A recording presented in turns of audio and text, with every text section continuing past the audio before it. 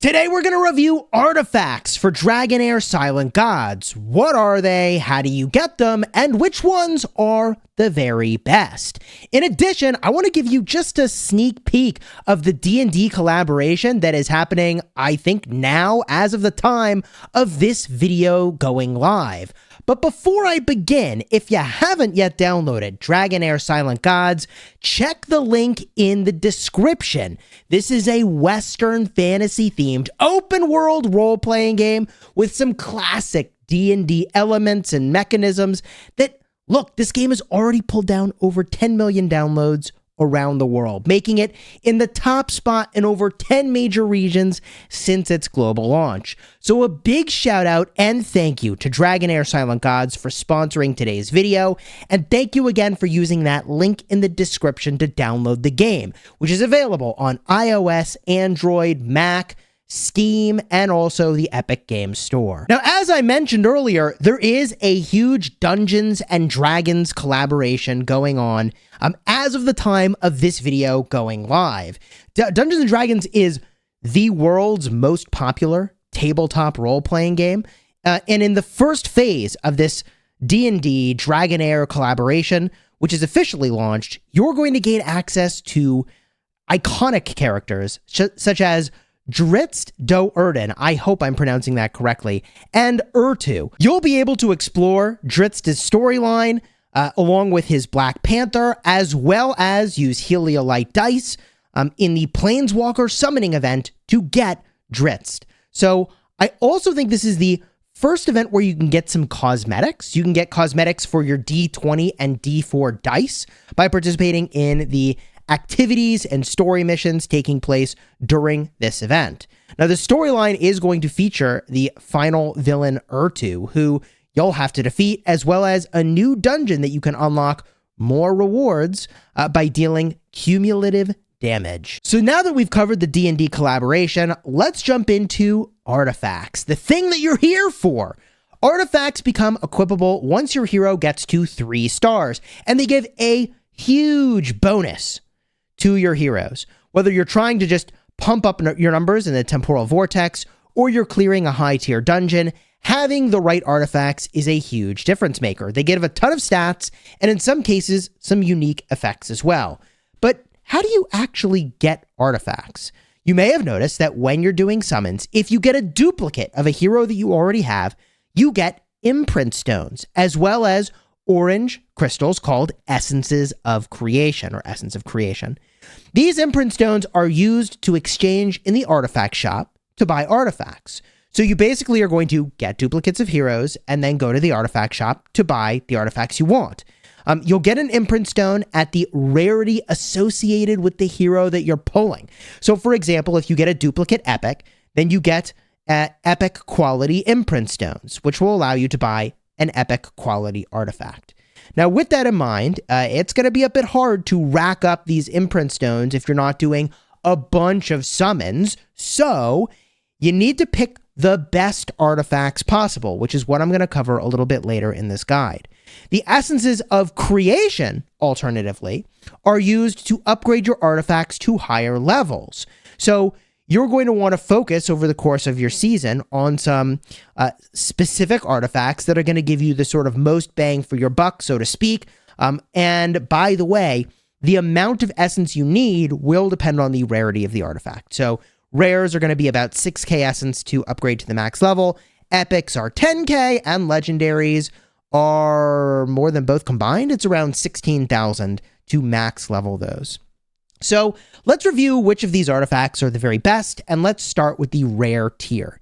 Now, in general, I wouldn't advise you to level up rare artifacts past level 4, and the reason is that they're generally outclassed by some of their epic and legendary counterparts pretty quickly. So I think you'd rather move in on the higher rarity artifacts, which are going to be your endgame choices anyways, okay?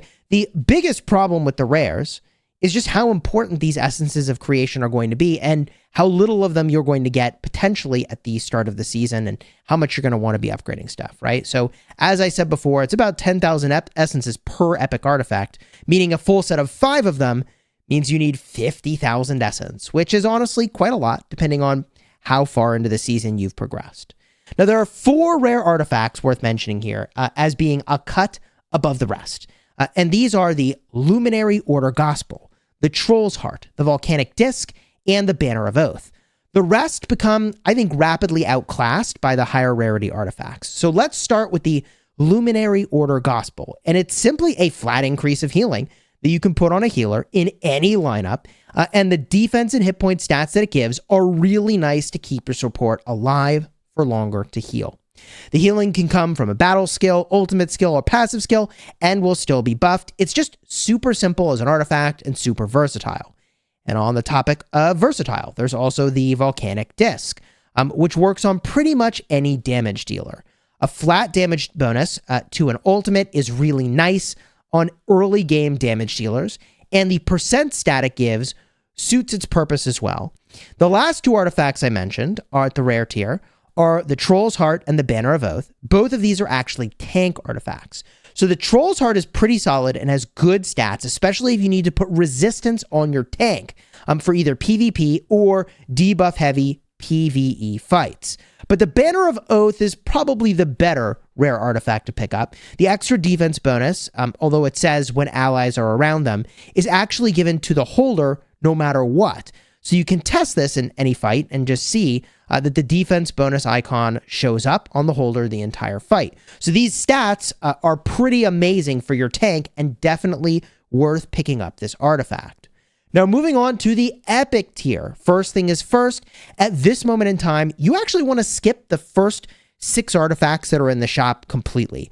These artifacts are locked per affinity, which means they're less versatile, and once your heroes are fully scrolled, you'll already be at 100% chance of applying buffs and debuffs. So these first 6 artifacts actually won't provide you as much value as some of the other ones that we're going to go over. So let's focus on those other epics that I think are certainly a cut above.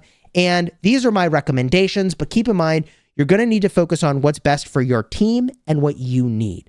So the best epic by far, in my opinion, is the Crown of the Unclean. It is one of the very few ways of applying a defense penalty to the target. And although it says targets, as in multiple in the description, I think it only applies 1 debuff to the enemy, but it's still so strong that especially in the chief challenges or single bosses like the Grave of Rot or the Temporal Vortex, this artifact will go on any debuffer you have and works really well with skill haste. So the debuff can be applied constantly, but keep in mind, you'll need to have the appropriate accuracy on your debuffer as well, just as the case with any debuffer, where the enemy's resistance is high enough just to make sure that your debuff can be applied. Now, secondly, in the epic tier, we have the Eyeball of the Giant. This artifact is just like its rare counterpart. It's so versatile, you can pretty much put this on any major ultimate skill damage dealer in your lineup, and the stats given are great. Attack and attack percent. On the topic of damage artifacts, let's give an honorable mention to the Manticore statue, the Harpy's Nail, and the Arcane Music Box. So the Manticore statue gives your hero more battle skill damage bonus.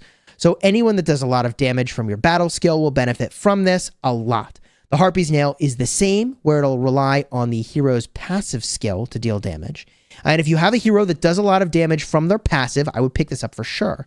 The Arcane Music Box is also quite, I think, niche for an artifact, but good if you have a setup for it. If you have anyone like Usha, who's giving themselves a shield to benefit from the extra damage bonus when shielded, you're going to love this artifact. The best thing about it is that it gives you 30% crit rate when fully leveled. That's a lot of crit rate. So moving on from the damage artifacts, we have Mirror of the Living, which is slightly better as a version of the Luminary Order Gospel from the rare tier. The extra healing is really good on any healer.